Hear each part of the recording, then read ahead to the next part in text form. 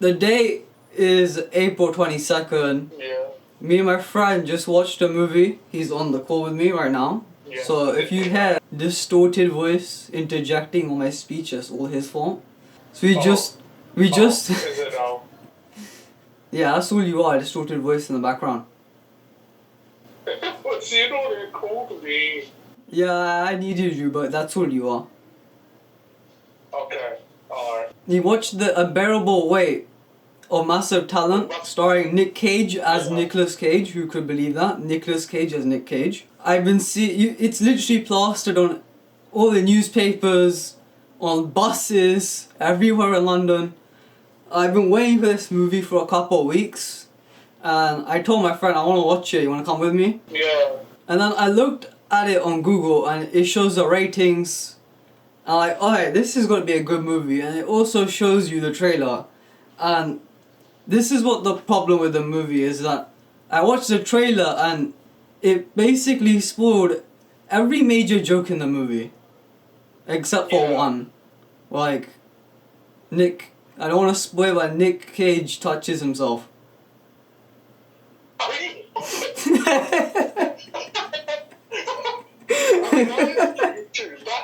is what happened. That is what happened. But it doesn't sound like how I said it. It sounds much worse. I thought about this before, but now that I said it, it sounds much worse. It does sound much worse. But when you see it, you'll get what I mean. Yeah. The movie was very, like, you know, there's like two different types of comedy. You watched Sonic, where every piece of comedy, every joke is a small joke. Like, they just throw in. Like Free Guy. Yeah. Very much like Free Guy. Have you seen Free Guy? Yeah, I've seen Free Guy, yeah. So like Ryan Reynolds and that kind of comedy is very short form, where like you just make a quick joke, it's a quick cut. But I like this one too, where all the jokes are set up. The one joke is 2 minutes. You have a massive setup, a climax, and then a payoff. But most of it was already publicly available online on YouTube, and we watched it on release day, the first screening, and everything was already released by themselves. Like all the funny moments, everything's already in the trailer. Yeah, pretty much. So like, what you get in the trailer is mostly just the punchline, or like just cut out, and then all that build up, and you already know what's gonna happen. So whenever we were watching it, it felt like it was building up to something, and I already somewhat knew what was gonna happen, because all I did was watch the trailer, and then everything's been spoiled. And I think that's a very big problem with a lot of these movies these days, is all you have to do is watch the trailer and it basically ruins most of the movie, because they're just showing some of the best bits, but then they don't really reserve that much for when you're actually watching the movie. So they're increasing the amount of people who might end up watching it, but it's at the expenditure of how much you're gonna enjoy it when you're actually there. And it's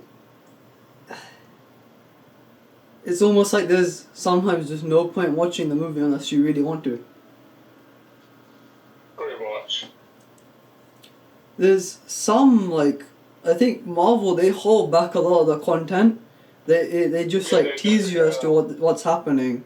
But with this movie and a lot of these short like one-off movies, they just like they tell you everything that's gonna happen. So when we watched the Sonic movie, I really didn't see anything leading up to it. I didn't see the ratings, I didn't even search it up. I just saw the dates on Cineworld, because I knew you wanted to watch it anyway. We'll watch it. Yeah, we both watched it, yeah. Yeah, so when we were watching it, I'm like, I know I'm gonna enjoy this, and we're gonna end up enjoying this. Well then, because I didn't over expect from the movie, it was a lot more fulfilling. like, I haven't seen the trailer anyway. So. I didn't even see this trailer. I think I should see the trailer and I'll come back and Yeah. I'll let you know in the video. Like, Yeah. you've been on the call for 10 minutes now. Huh? You've been on the call for 10 minutes now. Oh yeah, we have been. Yeah. I'm not sure what I'm trying to say. I'm trying to get my words. I don't spoil it for you, because you don't spoil the film. That's Yeah. what I mean. So, since I didn't really expect anything, the only thing I really wanted was one funny joke. Like, something funny. Yeah. Like, I was saying to him, what's Truman's actor? Well, Why do I keep forgetting his name?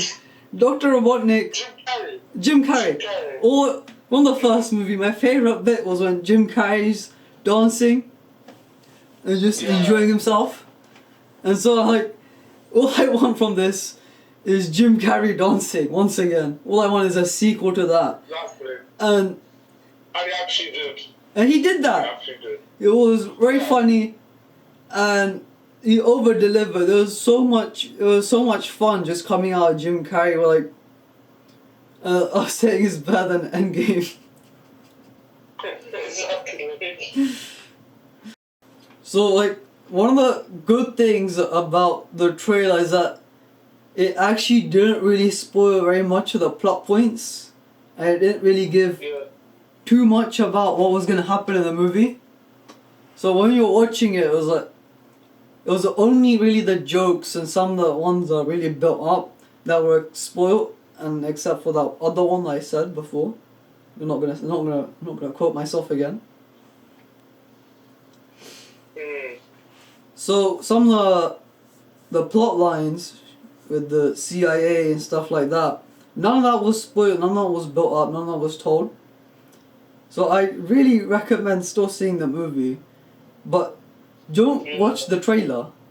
Don't watch any of the clips before. Yeah. Don't watch any of the clips before you watch the movie. Watch the clips afterward and just like reminisce on what you liked and stuff like that. Yeah.